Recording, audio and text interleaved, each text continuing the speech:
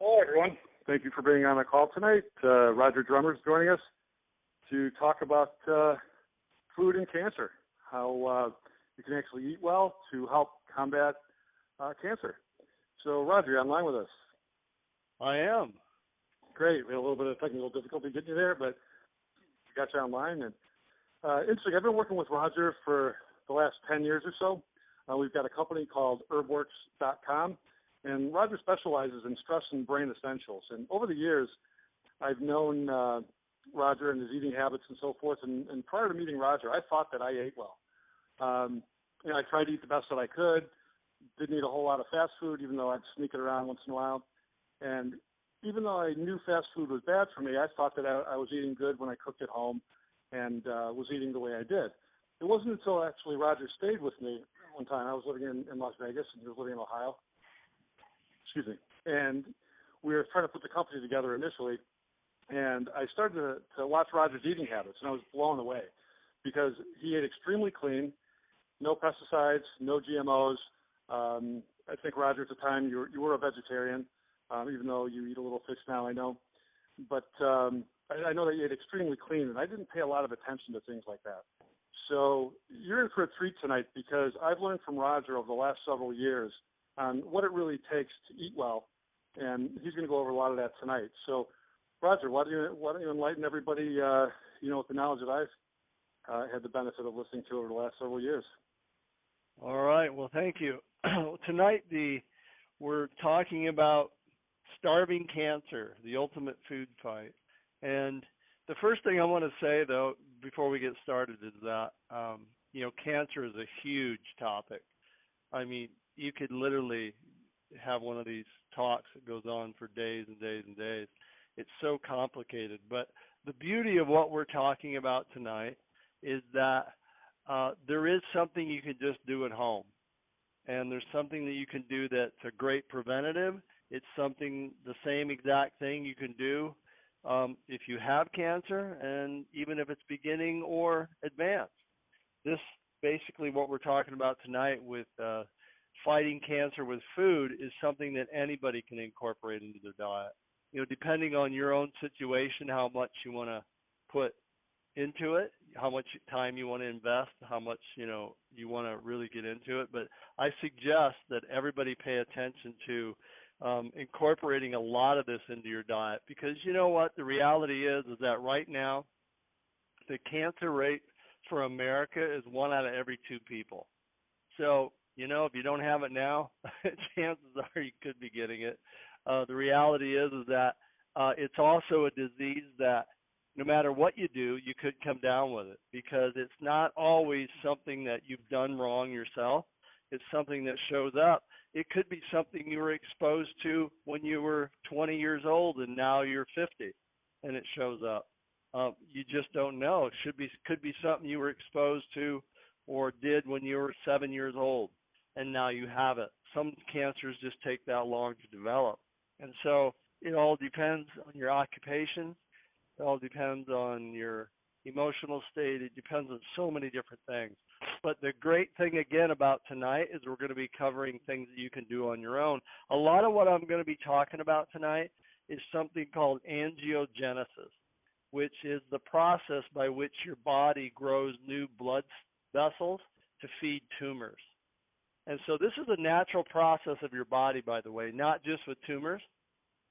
Your body has the ability to grow new blood vessels when it needs more nutrition or circulation to a certain area.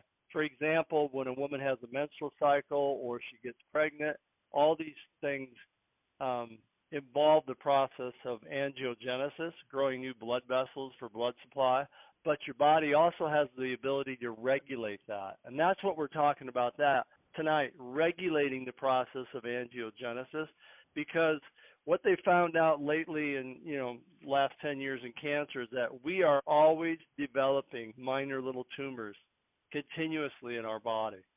And it depends on your immune system function, your diet, a lot of different things as to whether they'll, fully develop. A lot of it has to do with angiogenesis, meaning that if you could cut off the blood supply, then that tumor won't get very big and it'll just disappear. And that's what you can control with your diet. And that's why a lot of these different foods that you will see out on the market, they'll say, well, cabbage is anti-cancerous. Yeah, it's true. Blueberries, yeah, it's true. Blackberries, all these different things. But the problem is with most people is that they wait until they have it before they incorporate very much of it into their diet. And it's the same way with the doctors who give most of the lectures on this. They say they love the idea of an anti-angiogenesis diet because that's empowering people at home to take the needed steps to prevent the problem in the first place and to maybe start to treat it in the first place. And it's not just up to the doctor, who is not going to see you until it's advanced, until it's a major medical problem. And that's one of the other issues with it. It takes so long to develop it. Part of this whole treatment thing too at home, you have to realize that part of angiogenesis too is the process of glycosis, where a cancer cell has to have sugar to eat to stay alive. And so I'm going to wrap that kind of in the whole talk tonight too. And one of the things that you'll notice, because I'll mention a couple different therapies for cancer, but it doesn't matter what you're researching when you're out on the internet or buying books on cancer. All the different clinics, you've heard of the Hoxsey treatment, the Gerson Clinic, the Budwig diet, all these different diets that exist for cancer, but you'll notice there's one common denominator in every single one of those diets, and that is the fact that you go on a restricted calorie diet, which is usually between 1,500 calories and 1,800 calories, and that particular diet does not elevate your blood sugar. And so your cancer cells have less access to its food supply. And that's one of the main reasons why they all tend to have a certain amount of success. And then when you can add in the fact that you now know things that will cut off the blood supply to tumors, it's a pretty handy thing to just know about your regular diet. And, maybe you have cancer and you want to try a few things on this. Again, it's a huge topic, but I happened to get an email today before my talk because I announced it, and this was very inspiring to me. I got an email that said, I had a certain type of cancer in 2004, and then I ended up with another type of cancer in 2006, and then it came back as a lung cancer in 2008, and in 2010, I saw that you were doing a phone call on cancer diets and something, about Chinese herbs and cancer diets. The whole thing of a certain type of therapy in China that was related to cancer. And I remember doing that talk years and years ago. And, it's like 2010. I hardly even remember that I gave that talk, but I got this email today. And when she said that she saw that, and today because of that phone call, she adopted the Budwig diet because I had mentioned it on that call. And because of that, she just feels fantastic. It's now 2016. She listened to that call in 2010. So that was pretty inspiring. She ate one of the concoctions that was in the Budwig diet I talked about, and I'll be talking about that later tonight. And she's doing great. It's 6 years later now. So she started out with lung cancer, endometrial cancer, and then a new lung cancer. And then she heard my call on cancer diet and Fuzhang therapy, which is a type of therapy in China that the name means supporting your life force while you're undergoing radical therapy for something. Now, that's something we don't have much of an idea of here in the West, but the whole idea was to give people certain types of tonic herbs that made them feel stronger, that build up their qi, and then help, indirectly, it wasn't just immune system stimulants, but indirectly it made them physically more vital and alive, and that helped them to live through their cancer treatment and to withstand all the things that are going on. So it was pretty inspiring to see that and to read that. So with that, let's get started on our call tonight and get right into the food. One of the things I noticed with all these different foods is that they're pretty common. They're not things that you have to, exotic things you have to go out and look for and can't figure out. You'll never find these types of foods. No, they're all pretty common. It's just about getting it into your system and making it part of your diet. And on some of these, you'll find out that, oh, it's unbelievable the amount of effect you can get from something. There was one food in this, which is papaya. Everybody knows papaya. It's not something we commonly eat, though, unless we're on vacation in Hawaii. I'll admit that I love papaya, but I don't buy it that often. But there was a study showing that if you ate a half a papaya a week, just in a week, right? So basically what they're saying is eating papaya once a week. Women had an 83% drop in cervical cancer. That's a pretty mind-blowing statistic. There's a certain type of carotene, antioxidant that exists only in papaya, and pretty much an 83% drop in cervical cancer. This is kind of what we're talking about with foods. And now, why would that happen? Well, it's not because it treated it directly, but it just runs a certain process in your body that prevents a certain type of tumor developing, or it runs the process by which protects your DNA. Who knows? But it has this angiogenesis effect in your system, and that isn't very hard to do, eat a half a papaya a week, right?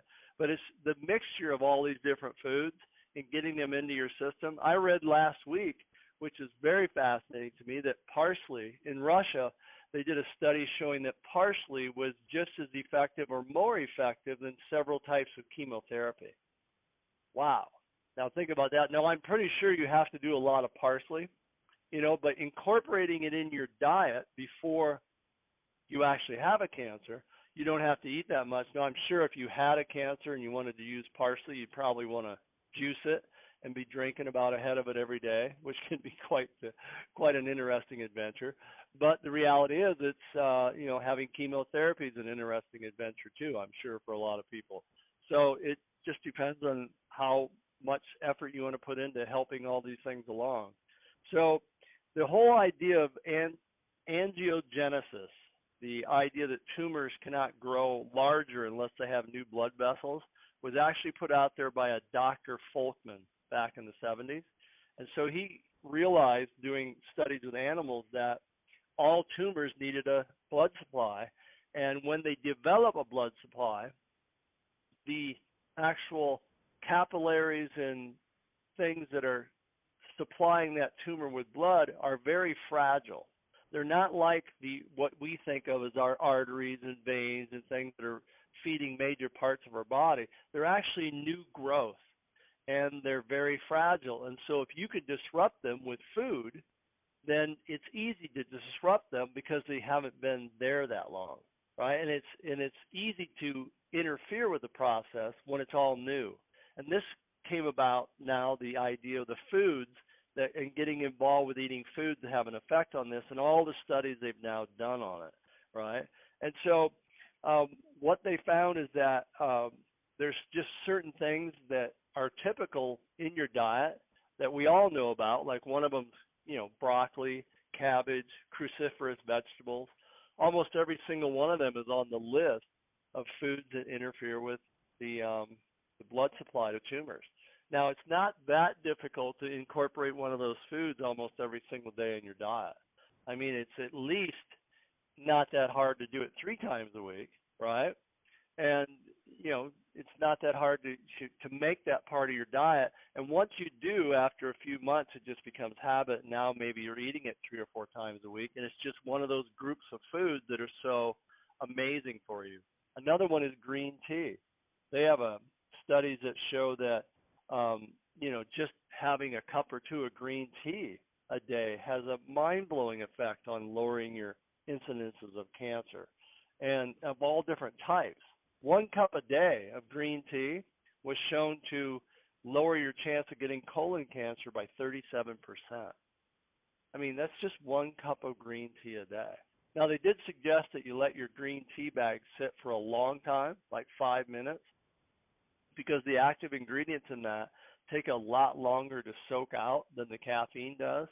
And so if you want a more potent cup of green tea, it'll also be more bitter but if you want a more potent one, then you would let it steep for a long period of time. But that again is just showing how powerful certain foods are. They even have a study. Now this one was the most amazing one to me. They have a study showing that one cherry tomato a day lowered your chance of getting breast cancer by 38%.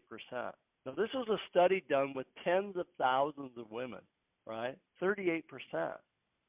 And, the active ingredient in a tomato is lycopene. And the other interesting thing about this study is that they found that if you took that same cherry tomato and lightly sauteed it in olive oil, you absorb twice as much lycopene out of it as you did normally. A lot of people don't know this about lycopene, but it's a great example of an antioxidant that we can't always be sticking all of our foods and all of our concepts of the most healthiest foods into this idea that everything has to be raw and everything is better raw and you just shouldn't eat any cooked food. Well, tomatoes completely disprove that. They have so much research showing that the most active lycopene that you could ever have is really just eating tomato sauce.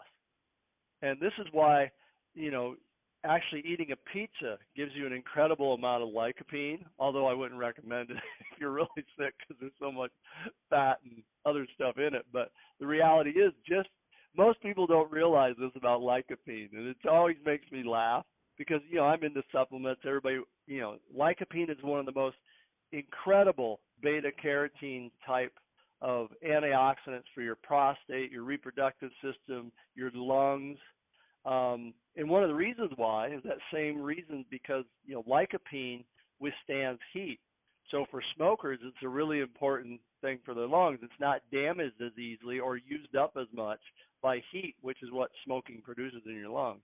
And so cooking it actually makes it more potent and you get more of it, right? Well, you can go out to the health food store and spend $30 on a lycopene supplement to take during the month and probably not get as much lycopene as you would out of going out and buying a really good quart of marinara sauce, organic, and just eating a couple spoons every day. Your body will actually get more lycopene out of that and probably use it better because it's in that blend of all those different nutrients that occur in a tomato. So think about that. You could actually just be opening your refrigerator and having a couple spoons of pasta sauce and getting an incredible anti-cancer food in your diet. And so that's kind of this example of what we're talking about tonight. One of the other things that, I mentioned some of these earlier, just strawberries, blackberries, raspberries, blueberries, that whole group of foods that are based on anthocyanins, that type of antioxidant that exists in the pigments of all your foods. And this is something to remember too. You could pick out most of these foods that are so good for you that are anti-cancerous without even knowing the list of what you're actually supposed to eat, but just by going out and buying the most colorful things that you can find to eat. You could go in the grocery store and pick out the red, purple cabbages and the blueberries and the blackberries and and anything that's vibrantly orange and green and all these different things. And you pretty much are going to have an anti-cancer, anti-angiogenesis diet right there, because all those pigments run certain processes by which protect your cells from cancer and, run the repair mechanisms by which you repair your DNA. And now, because of new research, shows that they have this ability to feed into the process by which your body naturally regulates the blood supply to tumors that may be developing in your body. Even things like oranges and grapefruit, lemons, pineapple, cherries, red grapes, all these things, all these different fruits are on the list. Now, I would say with all those different foods to remember what I talked about in the beginning, and I'll go over it a little later here, that part of this whole anti-cancer diet idea is regulating your blood sugar. So if you're going to eat those foods, make sure you don't eat them excessively, thinking that, oh, wow, grapefruit's really good for it, I'll eat 4 of them today, or along with my diet, because you still have to stay within a certain balance. This is what's so great about eating things like, blueberries and blackberries. You get a lot per calorie, and the same way with things like kale, broccoli, cauliflower, all those foods that are in that, category, the cruciferous vegetables, very high potency of nutrients that help your body with very little calories. And this is how you want to look at your diet too, to think about this.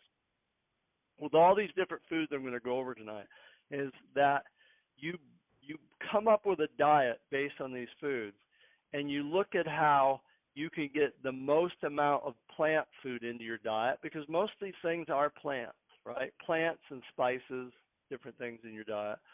The most you can get in your diet, and what you're going to end up with is you're not going to find it that hard to eat an 1,800 calorie diet, because the diet itself is so bulky and it has so much volume to it and flavor because of all the different things you're mixing, that it's very easy to become filled up and tired of eating without really getting that many excessive calories. And so that's one of the advantages of it. Now, it might seem a little odd at first because, maybe you don't eat very many green foods, or you don't eat a lot of these things. So there'll be a transition getting into it, but the more you incorporate it, the more you get used to what food really tastes like, then it'll be easy for you to stay within a certain calorie parameter. And that, along with the fact that they have these special properties to it, will be the best diet for you. Because again, what is the number one thing you want to do is starve your cancer cells. You want to keep your blood sugar low and regulated, and you don't want to eat excessively at one meal. You don't want it to spike, and you don't want to eat foods that are always shoving your blood sugar out the roof, because it's not only bad as far as cancer is concerned, but it's actually bad for your heart, puts you in a danger zone of having a heart attack. So we want to avoid all these different things. So you look at all these different fruits, then you have things like bok choy would fall into that cruciferous vegetable category. Red wine, you know that you can have 1 glass of red wine a day, and it shows that for smokers, they actually will have a 60% reduction in lung cancer by having 1 glass of red wine a day. Now, these are some incredible statistics, and they've all been done with tens of thousands of people. Now, it's pretty impressive. But the same thing has been shown with vitamin C and lung cancer. Same thing has been shown with turmeric. Turmeric is probably, as a spice, and turmeric is actually on the spice list of anti-angiogenic foods. I would highly recommend, though, that you actually use curcumin, which is the active ingredient in turmeric. You'll get a lot more of it in your system. But taking a few capsules of curcumin extract a day is one of the most potent preventative programs for smokers. You combine that with a little vitamin C, changing your diet, and you have a very potent blend for people that actually smoke cigarettes. Now, I wouldn't recommend that you just go on a great diet like this and just keep smoking. I recommend to everybody, as an ex-smoker myself, that you quit smoking, because there's so many other benefits to it than just thinking about cancer. But the reality is, if you're smoking and you can't quit and you don't want to quit, then you should be taking some precautions, because you make up the largest number of people that will end up with cancer, and as that is smokers. And so then we have foods like soybeans, maitake mushroom, artichokes, pumpkin, even tuna is on the list. Now think about that. There's something in tuna that actually has an anti-tumor growing effect to it. Well, that one was the one that really surprised me.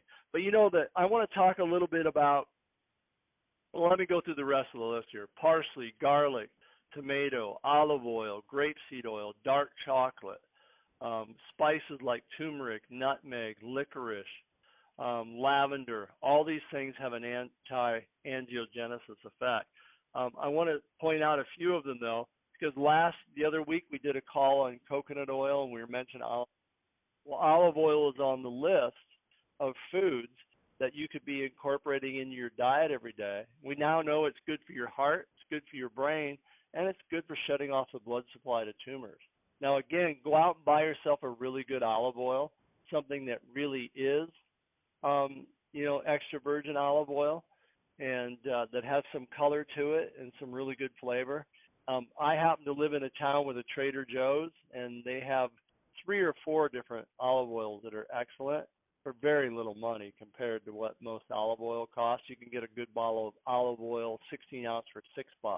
You know, in fact, the last time Consumer Reports did a study on olive oil, they rated the one from Trader Joe's, the California Estate olive oil, as the best one in a study of over 100 different olive oils, as opposed to, you know, what they were looking at is whether it was authentically extra virgin and whether it met all the criteria for that. And besides that, it's a very good tasting olive oil. I've used it for years. And so, again, there's a food that you can incorporate, pouring on your salads instead of buying salad dressings, adding a little vinegar to it or lemon, things like that with some spices, and now you have an anti-cancer boost to your salad. Or using it on grains like quinoa, or using it on things like brown rice instead of butter or something else you might put on it. And all these different ways of incorporating a type of food that has an anti-cancer benefit to it. I myself love to put rosemary sprigs in my olive oil for about 8 weeks and then bring it out of the closet and use that. And rosemary itself is a very potent antioxidant. It's anti-cancerous. These are just little ways of working these things into your diet to where you're getting all these different aspects almost every meal of something that not only tastes fantastic, but boosts your body's ability to fight cancer and to, stop the development of it in your system. Now, the whole list of what I just gave you, they actually have broken it down to the ones that they think are the most potent foods in your diet that have an effect of being anti-cancerous. And what they've come up with, one of them is soybeans, which I find so fascinating. You know how if you follow the health field market, you can, and you follow all the trends in the health foods, you can get so confused about what you think is actually good for you. And I remember about 10 years ago when they started attacking tofu, how so many vegetarians almost got violently upset about the fact that they were attacking their sacred soybean, right? And so, so people were looking at, how could you be talking about tofu like that? And they came out with all these studies that showed that tofu wasn't good for your thyroid, it wasn't good for little kids. And yeah, you know what? I'll admit that if you got a kid who's 2 or 3 years old, you don't want them eating soy products every single day because there's too much manganese in it and they can get too much of that mineral, right? And if you have a thyroid that's very inactive or sluggish, then you probably don't want to eat a lot of soy. But I don't think soybeans or tofu was an evil food that everybody in the world should avoid, and how it started this craze in the health industry that you're never supposed to have it in your system, no matter how minuscule the amount is. You just can't go there, right? Well, I do remember about 10 years ago reading a study in Newsweek, I think it was around 2004, in Newsweek, where they were talking about foods that fight cancer. And one of them was tofu. And they showed that they had a study at UCLA that showed that tofu turned on 113 different genes in your prostate that fought cancer. Now that's pretty impressive, right? But you're looking at that study, and then you're looking at the stuff in the health foods thing where they're saying it's evil. And you realize there's got to be a middle ground on this, and what you find in the health food industry these days is that everybody gets so radical because it's easy to get followers when you're more radical. So you either declare everything evil or everything extra good, and that's just how the industry goes. But with soybeans, it's now on this list as being one of the most potent anti-angiogenesis foods you could ever eat. In other words, it's one of the most potent. It's in the list of about 12 that shut off the blood supply to tumors. So again, here's a food that you could be eating 2 or 3 times a week. I'm sure you're not going to get much negative effects out of eating some tofu, and it's actually quite a tasty food, and I've always enjoyed it. Although I probably don't eat it now more than once a week. But the reality is, it's one of those foods you could easily be incorporating into your system. You could be buying tofu itself. You could be buying a soy protein. I always remember, this is kind of how my mind works, because I'm also someone that looks at 10 or 12 health websites a day. I get emails with all kinds of, so I try to keep up on everything. But I also remember this guy named Jack LaLanne. And I'm sure everybody on this phone call knows who Jack LaLanne was. He just died a couple of years ago. He was famous for being, I think he was Mr. America in 1950 or something. And he was a real weakling little kid who was made fun of all the time. One of the classic stories, in health. And so he got into bodybuilding and changed his entire diet, and he juiced and did all these things and became just this incredible strong man who did feats of strength the whole rest of his life. He's been on record as actually swimming across the San Francisco Bay with a boatload of people behind him, that he had a chain around in his mouth and he swam across the bay with that bunch of people. Now think about that. He also actually went out and would pull boxcars full of grain down the railroad tracks, right? And this guy, the reason I'm telling this story is that Jack LaLanne's typical diet every single day involved a pure soybean protein powder shake. And you don't think Jack didn't know about whey protein drinks and all these other different protein drinks, but for his entire life, one of the most famous strong men in the world just drank a soy protein shake. So I used to think, I always used to think about that when I saw all the negative press on soybeans. And then another one on this list of most potent foods is dark berries. We kind of touched on that, blueberries, blackberries, raspberries, anything that's really dark red, really dark purple, blueberries, all these different things we know have been proven to be such a preventative food for things like Alzheimer's, but it turns out they're also the most important antioxidant foods for shutting off the blood supply to tumors and being anti-cancerous. Again, I remember being on a plane, and you all know that I used to travel for years and years to give nutrition talks for a network marketing company. And so I meet, literally thousands of people and get thousands of stories. Because if I'm ever sitting on a plane, someone will say, well, what do you do for a living? And then we get into their nutritional story. Either they have a huge problem or they have an incredible story they want to tell me. Well, this was an incredible story. I was talking to a nurse who had survived cancer. And she said that when she found out she had it, she went through all the medical protocol, that every day she ate steamed broccoli and then ate a little basket of blueberries every day. And every time she went in for her blood work, the doctor would say, "You have the best blood work I have ever seen of anybody doing chemotherapy. I've just never seen it," right? And then finally she was declared, cancer-free. And the doctor on her last visit said, "You know what? I've never seen a patient like you.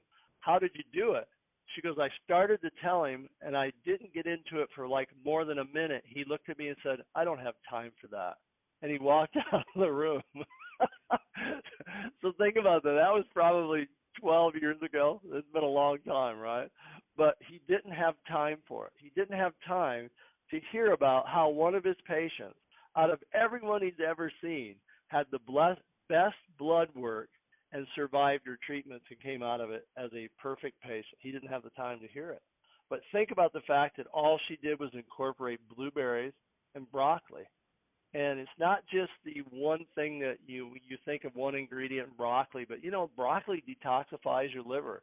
It has nutrients in it that supply your liver with certain trace nutrients it needs to produce the enzymes to run the whole detox process by which it binds with carcinogens and moves it completely out of your system.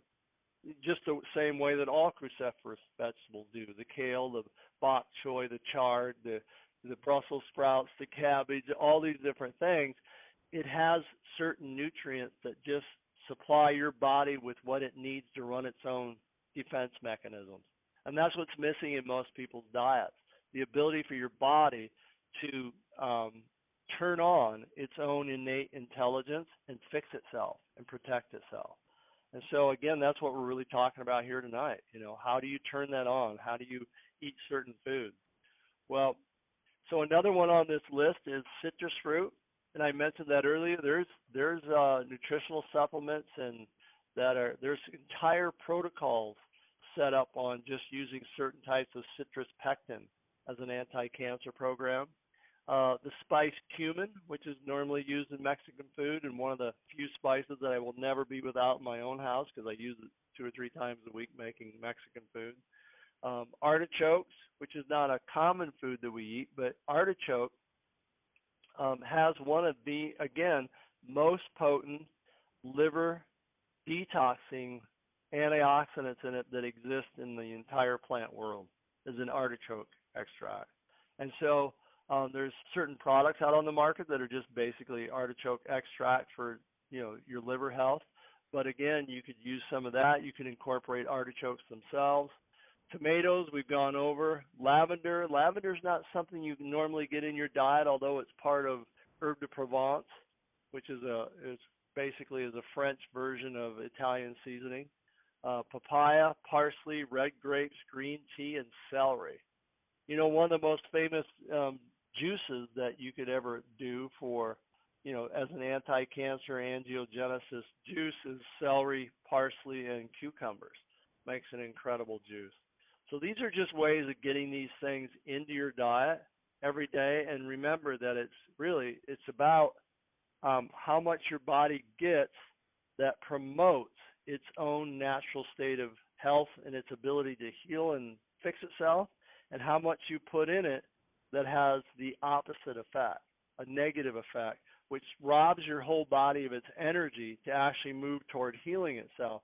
And this is something I've covered in every single talk that I've ever had. It didn't matter if it was about heart disease or diabetes or high blood pressure, is that almost all of those diets have the common factor involved in it, just like this one, is that you have too much blood sugar in your system, which feeds cancer cells, which feeds inflammation, and disrupts your body's ability to heal itself. This is why with every one of these programs that has been successful with people that go on an anti-angiogenesis diet, that when they restrict their calories to down near 1,800, 1,500 to 1,800, they lose weight.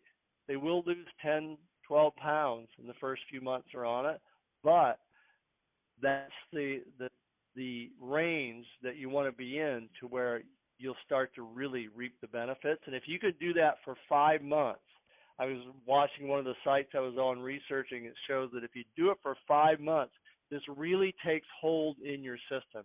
It has the most profound effect, and they've actually shown people that have gone off of it, had things come back to a certain state, went back on the diet and had it disappear again. So think about it. It's a pretty powerful way of hooking up and doing your own thing and doing what is called your do-it-yourself diet, your own healthcare program, because medicine is a sick care program.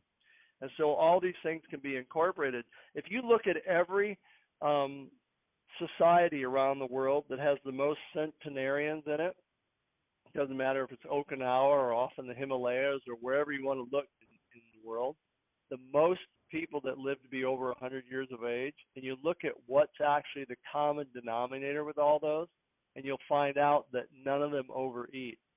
All of them, there's not an obese person in that whole group. All of them have a restricted calorie diet, not because they plan on it. A lot of times it's because they're in rural communities and they just, have always had a limited access to snacky type food, and they just eat real food with a limited amount of calories. And they generally will go 12 hours every day without eating, which at first when you hear that, you go, oh my God, but no, that really just means not eating after 8 o'clock and not eating again till, maybe 10 in the morning or something. So it's not that big a deal. But this little bit of restriction regulates your blood sugar and has this effect of actually shutting off the food supply to your cancer cells. So all these things can be incorporated in your diet. I do want to talk a little bit about the Budwig diet, since I mentioned that earlier in this call. And, I'll throw in the Gerson diet, and because they're all based on this same idea. If you look at every one of those diets, they're based on eating mostly vegetarian diet, very little animal product. They're also based on eating a lot of raw foods and fresh foods and organic foods. The reason for that is organic has less pesticides in it. Why eat a diet or juice vegetables that have cancer-causing chemicals sprayed on them? And so they all have this similarity of being heavily vegetarian-based, plant-based, and also calorie-restricted. Now, the big difference with the Gerson diet and the Budwig is that they both have an emphasis on the only oil you really use is flax oil. Flax has a type of lignin in it, which is a very potent anti-cancer chemical and or nutrient, we should say. And the Budwig diet in particular has a type of food that is very, very potent for as being anti-cancer. Now, I can't say there's a lot of research on that. I do know that it's a type of diet that's been in effect for over 65 to 70 years in Germany. It was thought up by a cancer doctor, Johanna Budwig, and it's based on the theory that we've all been eating so many rancid cooking oils that are really bad for us, so many omega-6 cooking oils, that our cells have literally starved themselves of omega-3 fatty acids, and it causes the voltage or the energy of the cell to be off. And it's only in that certain state of energy that cancer can actually develop. So she makes this special mix, which I'll tell you about right now, which she claims creates a type of phospholipid out of flaxseed oil that allows it to go directly into your cells and recharges them. And if you look up Budwig diet, Budwig, there's all kinds of amazing stories on the internet.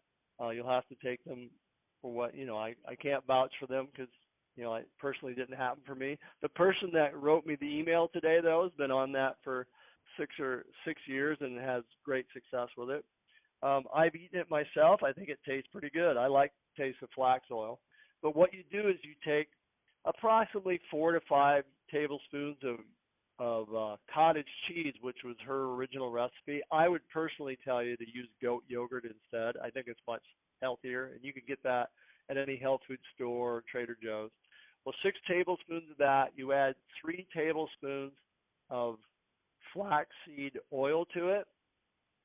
Whip it up with a little hand blender so it all mixes together for about a minute. It becomes emulsified. That's the phospholipid part. And then you're supposed to add 3 tablespoons of freshly ground flaxseed to it, mix it in, and then you eat it. And that's your little mix. It's called quark. I don't know where she came up with that name. But that particular food is supposed to recharge your cells with energy. And like I said, I like it. I've known a lot of people that have used that, and they love how it affects them, and they love they all believe that it works.